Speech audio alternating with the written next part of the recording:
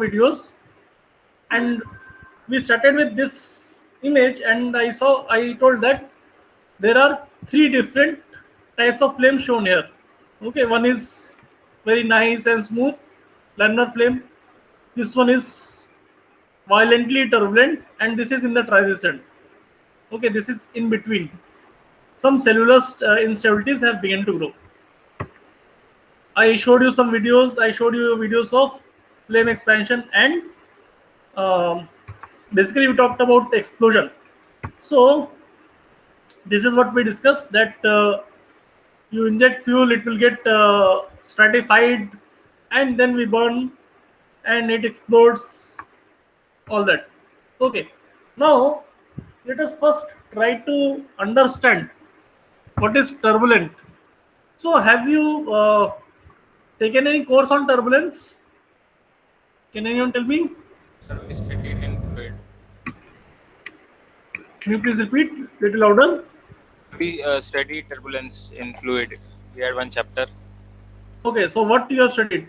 What is turbulence? What do you understand? Can you tell me once? Sir, we studied about dividing components of velocity into mean and fluctuating Okay, components, and then we studied RANs, okay, very good. mean average, and this distribution of velocity uh, uh, near the wall functions, or log and Okay, log law. You have studied how velocity. Okay, that's nice. Sir, we also studied Y plus LES, some kind of simulations that are readily used in CFD. Which subject you discussed that? Sir, it's not in our course. I just got it through Okay, YouTube. okay, that's fine. I am asking that what part has been covered in fluid mechanics course. Okay. In official, it's just like turbulence criteria, Okay, uh, okay. That's why, see, transition I from laminar to okay. turbulence based on Reynolds number. That's it.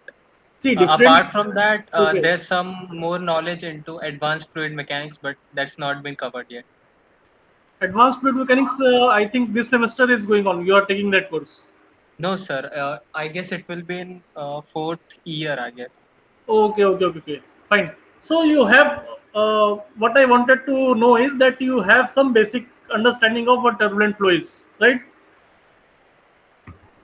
So turbulent, again, it is difficult to define what is turbulence, but we can characterize. We know some characteristic features of turbulence.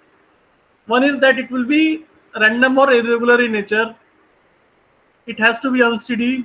It will be three-dimensional unsteady. Okay, and one very important property of turbulence is that it enhances mixing or it increases the diffusive nature. Okay, so for example, when you are going on a road, okay, and you're stuck in a traffic jam, so there is a vehicle in front of you and it is emitting smoke from its tailpipe. You understand the situation?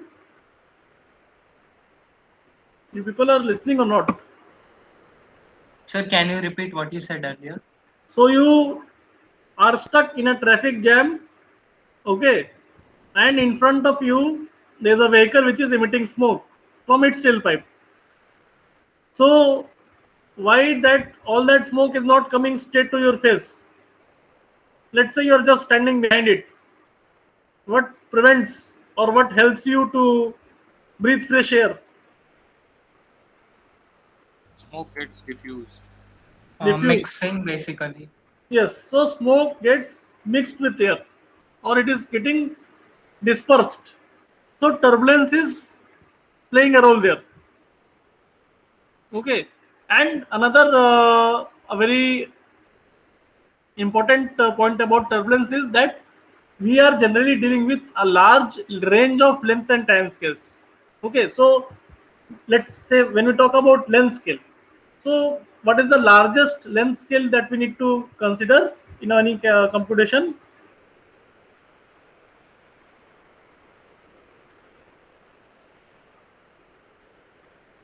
So you are doing, let us say, if you are doing some calculation or any CFD, and let us say I have duct with some diameter.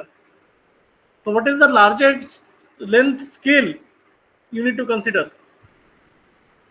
Sir, in case of cylinder, length scale would be considered a diameter of that cylinder. It depends upon the geometry, which largest length scale to consider.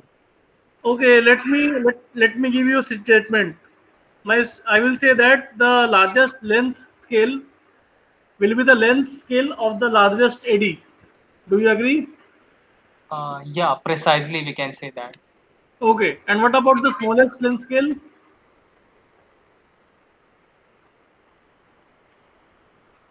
Largest length. Okay, largest length scale. You are clear. So smallest, So if length we scale of the define. smallest eddy. And what do we? Anyone knows the name of that length scale? Kolmogorov. Kolmogorov Very cylinder. good. So we'll talk about the largest eddy, and we'll go down till the Kolmogorov length scale. And similarly, we'll take time scales. So largest eddy, what will be the time scale of that eddy?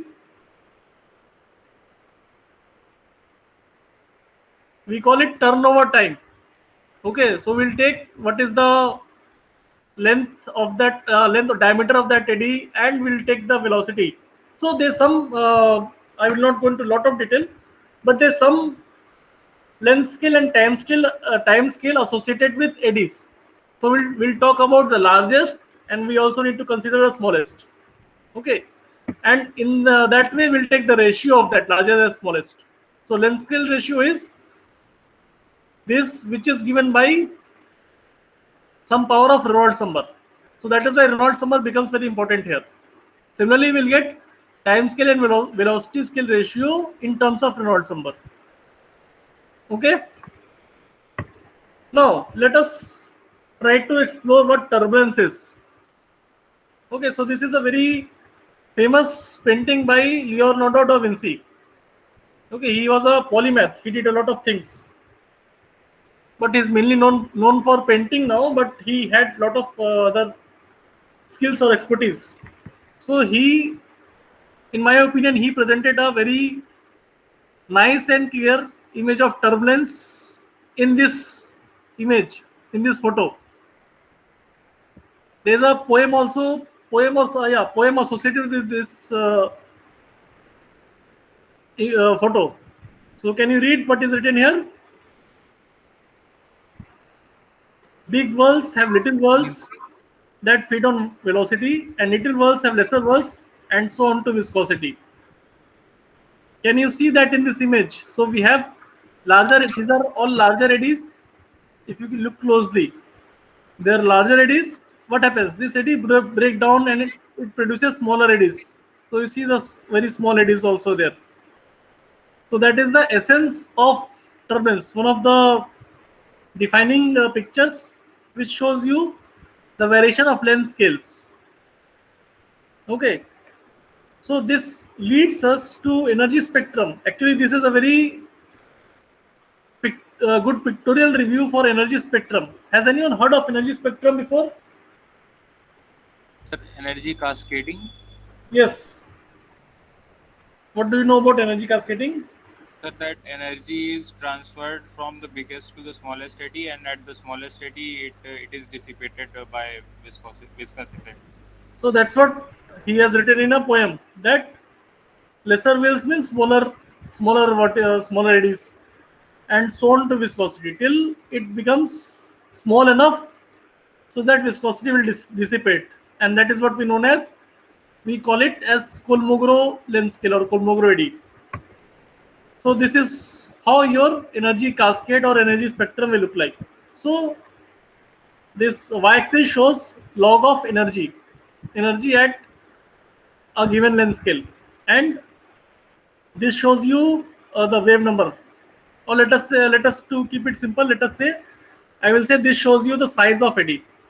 Okay, so basically initially I have large eddies, large worlds. Okay, these are the largest eddies, and then we'll have small eddies, then smaller eddies, and then very small up to Kolmogorov. So that is what happening here. Big walls where energy is injected means you are supplying energy at very large eddies. I am supplying energy to very large eddies, which then break down to smaller little walls, big walls to what is it? Big walls to little walls, and then lesser walls, and so on to viscosity.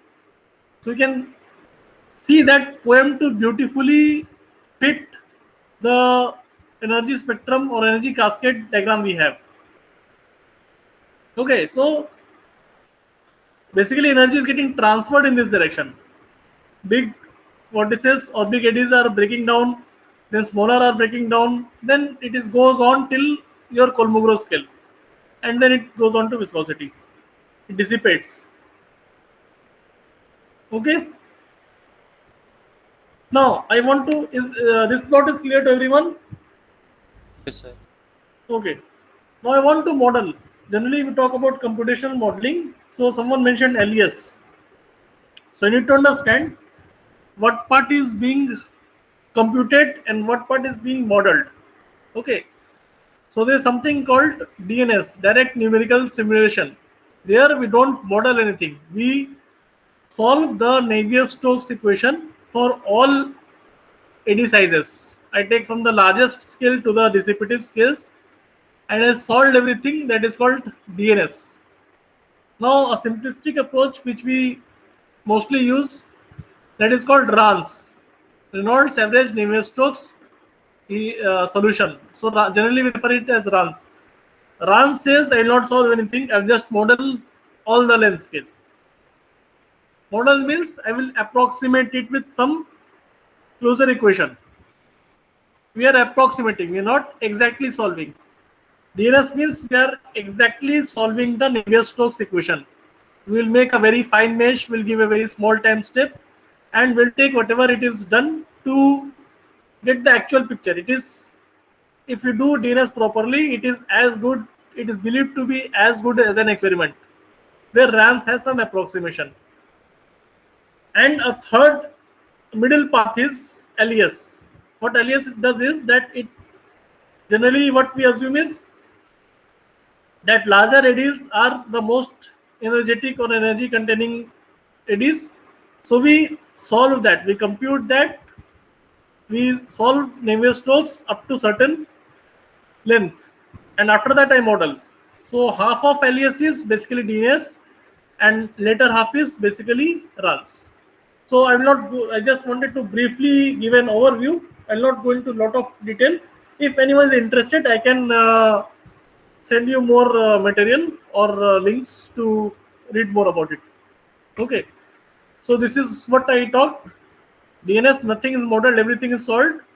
RANS, everything is modeled, and LES, some part is modeled, some part is solved. Okay, so what difference will it make? How it looks like? So now let us come back to combustion. So this is your burner.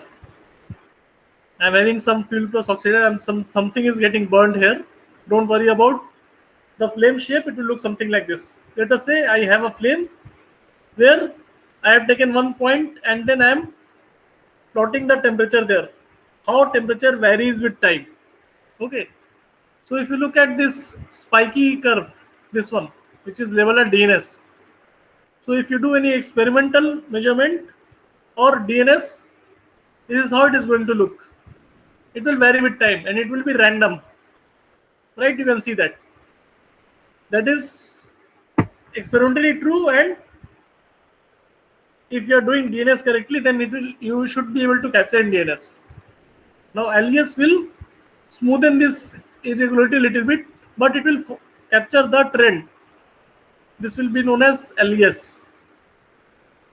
And RANS is okay. RANS is also of two types. One is unsteady, one is steady.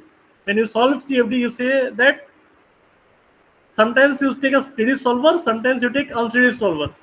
So generally what happens, the problem is all books are trying to demonize RAM. They are telling that RANS is bad, so they are talking about steady state RANS. Okay, unsteady will capture some oscillations, but not as good as LES. It is still only an approximation, but RANS is extremely bad to be used for a highly unsteady flow. If you take steady state, then you will get just a constant average value. That's all. Is this clear? Sir, can we Yeah. compare LES to reduced order models? No, you're talking about different thing. You cannot compare like apple to mango. What reduced order model you're talking about? POD or something? Yes, sir. See, POD is a post-processing technique. POD, DMD, No, or sir, I'm just trying to find the analogy what they do and no, no, what no. we are doing here. Okay. So all of them are basically solving your flow field. Okay, LES or okay. Let me put it this way: you can take an LES data, and on top of that data, you can do POD. Okay. Have you done any POD study? Yes, sir, I'm doing that. So you're It, taking experimental data or computational data? uh, Data from DNS, direct numerical simulation, Oh, you're from doing OpenFOAM simulation. DNS of what, air flow field or something? Yes, sir, flow field actually, thermocycle. Okay, so if you have DNS data, then it is thought to be as good as experiment. But even if you have runs, unsteady runs simulation or LES simulation, still you can do POD. POD is post processing. POD is basically if you have some information, you want to extract. Okay, if you have some result from your simulation or experiment, and you want to further extract some dynamic structures or frequencies, that is the use of POD. That is a reduced order model is when you want to characterize your model with some minimum number of POD modes. That is a completely different thing. This is what I am solving from the flow field. At the end of my solution, I am giving some initial condition. At the end of the solution, I will know that where my flame is sitting, something like that.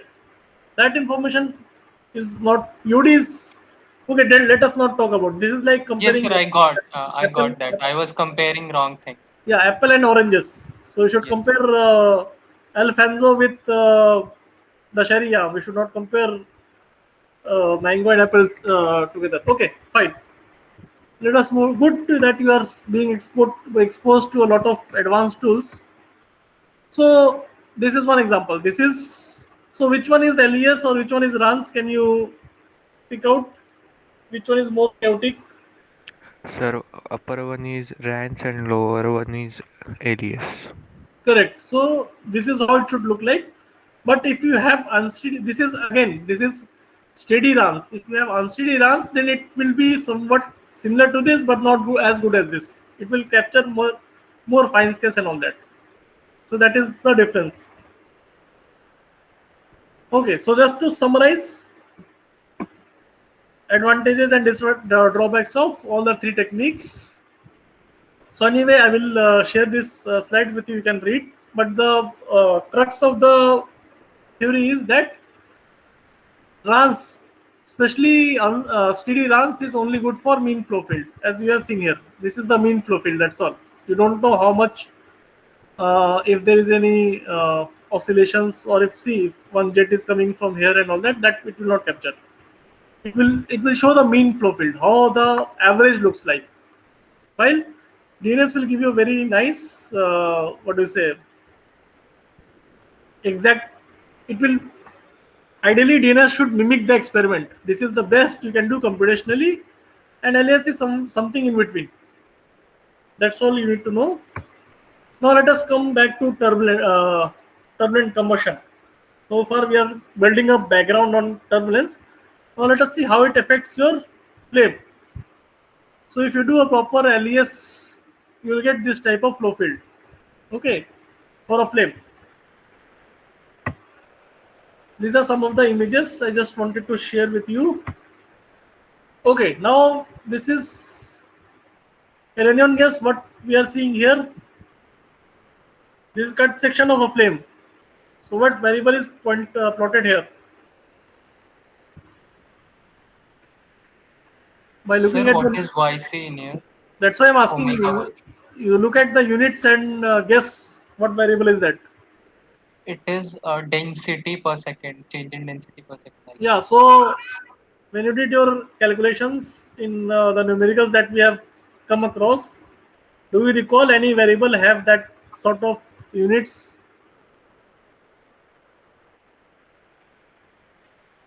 Omega also we have used. I have written the omega symbol in your lecture slide itself.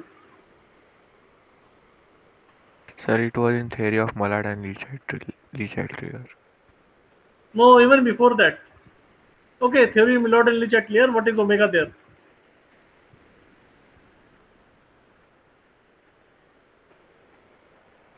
Rate of reaction. Can I say that this is the rate of burning, fuel burning, or omega? If you remember in kinetics, we have talked about omega, chemical kinetics. Rate of reaction, omega dot. Now you remember, you look at the unit. This is kilogram per meter cube. This is density per unit second. So this much. This is basically rate of reaction per unit volume. Okay, let me say that per unit in per unit volume, X kilograms of fuel is being consumed per unit time. Can I define like that? What happened? You people are completely going blank. Go back to your those slides and look at how we defined omega. Okay. So this is basically showing you rate of reaction. Let us keep it that way. Rate of reaction, and this is your flame front basically.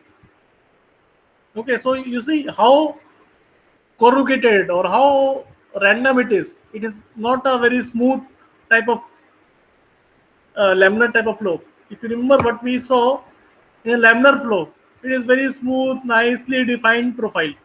That is not the case with turbulent flow. Okay. So this is what turbulent flame will look like.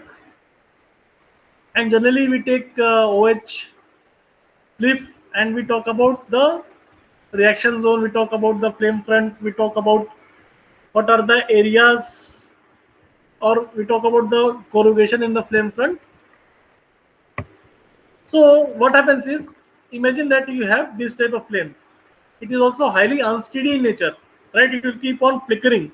It will not be constant with time or with space. You all agree to that? Yes, sir. So what will happen? It will keep on flickering like this. So when we study turbulence, we actually define something called flame brush. So flame front is what we talked about previously. Now that is flame front, instantaneous flame front is highly convoluted and it varies with time. So the actual reaction zone moves with space and time, and it gives an impression that the flame is very thick. It is not actually thick, it is very thin, but it is, dancing with time. So if you take a measurement here, you'll see we'll see in the next slide that here also will get high temperature. Here also will get high temperature. So we define a thick region which we call as turbulent flame brush. So we say that, okay, all the burning is taking place inside this zone, but that is basically I'm talking about time average time. Instantaneously, it has to be very thin. The flame front is very thin, but it keeps on changing. So now it is like this. Next instance, it will be like this, something like that. Is this concept clear? What is flame brush? Yes, sir. Okay. So let us look into more detail about flame brush. So what happens is, let us say this defines your flame brush, this boundary and this boundary. Okay, this is your tube. Your fresh gas is coming from here. So limits of flame brush is these two. So what will happen? Your flame brush, flame front will be sometimes here, sometimes some other place, sometimes some other place, but within this flame brush. That is what we discussed. It will be bounded by the flame brush. That's all we try to convey.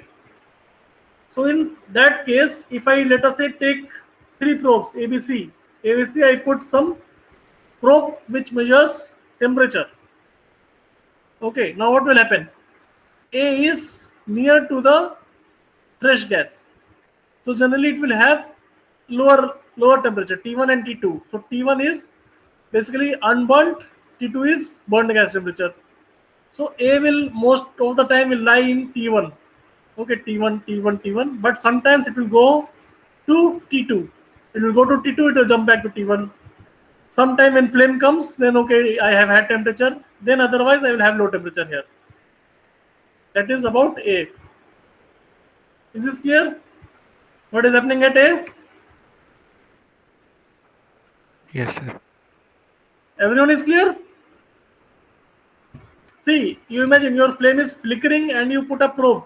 So sometimes it will record high temperature, sometimes it will record low temperature. And you will get some average temperature there.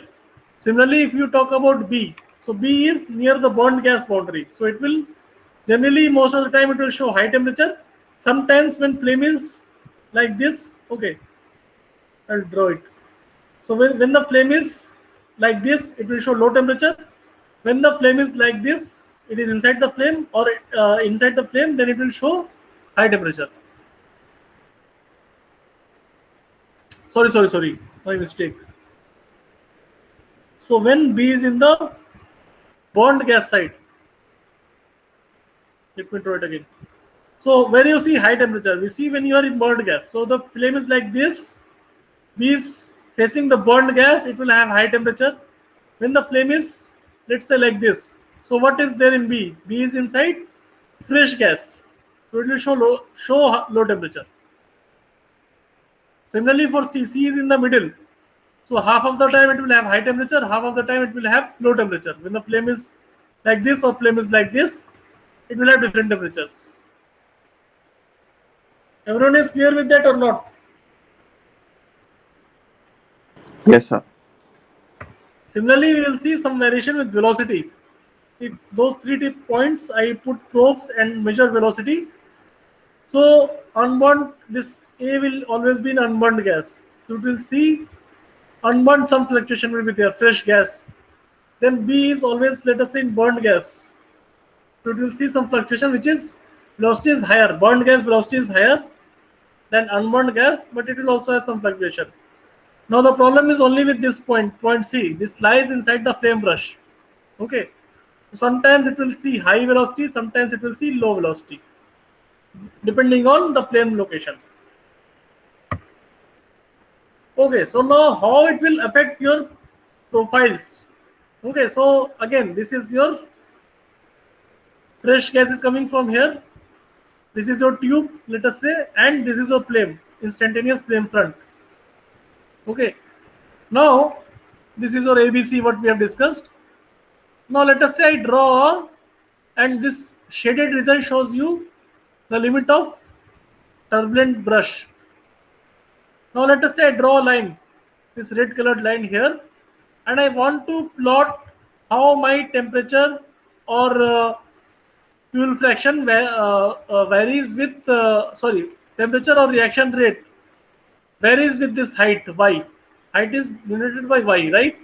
So how temperature varies for a laminar flame or let us say a turbulent flame. So for a laminar flame, what will happen? We'll have a flame front somewhere here, and it will be, see, laminar, I have a very nice conical flame which will be steady nature. So if I measure temperature profile, what will happen? One side I will get high temperature, one side I will get low temperature, and it will be a sharp change like this. So if I take in this plot, this side is burned gas, high temperature. So if you look at this laminar profile, initially it has high temperature. If you go to higher Y, means you are entering inside the unburned region. So the temperature becomes low, and there is a step change. Notice that suddenly it will drop from very high to very low value. Is this point clear or not clear? Yes, sir, clear. Now the problem with turbulent is, as you have seen, that it keeps on oscillating, it keeps on fluctuating. So it will not have a sharp profile like this. It will have a little bit diffuse profile. But you see, okay. Pencil is not working properly. Let me use a pointer then. So this is what will show with turbulence. Similarly with reaction rate. For laminar, what will happen? Laminar will have one sharply defined region where the flame burns, and that will have a peak. It will suddenly rise and it will drop. While turbulent profile is diffuse, it is flame is oscillating, so it will diffuse from within the flame brush. Okay. Now, another aspect is that we need to consider different numbers. Dampeller number we have already discussed in the last chapter. Ratio of integral time scale to chemical time scale. This is related to your fluid flow, and this is related to your chemistry. Similarly, we also defined Carlowitz number. Okay, it corresponds to smallest eddy, and it is basically inverse of Dampeller number, where you take the here we have for time scale we have used integral length scale. I am using Kolmogorov time scale. That's all. So this is the difference between Carlowitz and Dampeller number, and we defined also Reynolds number based on fluctuating component of velocity. Okay, so these are different relations. You only need to know what is broadly what number defines what. So let us now look what are the different types of flame in presence of a turbulent flow field. Okay, so till now what we talked about turbulence, that turbulence has lot of eddies. That is the main feature of turbulent that I need to consider. So now I will talk about how these eddies interact with the flame. Okay, that is what we are seeing here. So first case is, let us say you have a wrinkled flame blade. So you have a flame which is little bit wrinkled. That is exactly what we see in these plots. Okay, flame front is wrinkled, and I have a defined turbulent flame brush, and there is minimal effect of turbulence. This is what we have already discussed. Okay. Now, what will happen is when you increase the level of turbulence, it will start affecting your flame front. So flame front will also become thick. You see these two lines. Flame front is becoming thick because of turbulence. And if you keep on increasing the turbulence, it will make it a thickened flame. And you will also have broken zones. So inside you have an island where you have an eddy which is different from the outside surrounding. Okay, I think maybe I have some map. Okay, let me explain it on this slide. So let us say that you talk about length scale, integral length scale divided by flame thickness, and this is velocity fluctuation divided by laminar flame speed.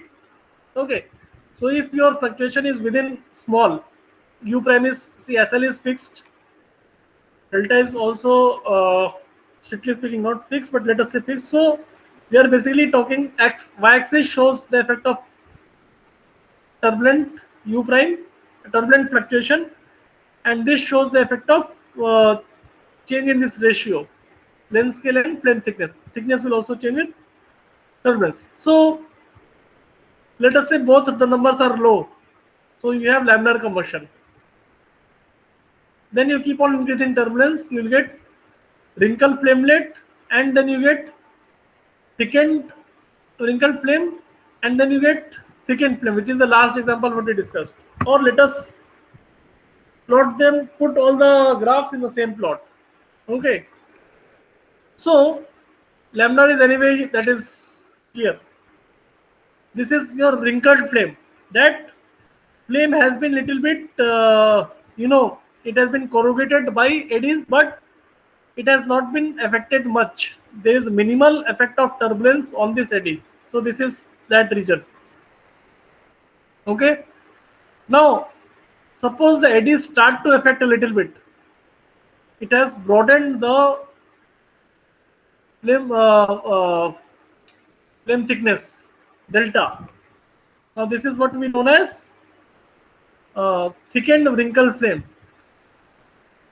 Okay, so AD effect of turbulence is minimal, effect of turbulence increases, and this is largely affected by turbulence. This is called thickened. The turbulent eddies are going inside the flame front, which is supposed to be a very thin region like this. So it goes inside, then it does a lot of things. We'll not go into detail, but this is broadly you can characterize turbulent flame interaction. Okay, with that we complete this chapter. So any questions you have? Let me stop recording.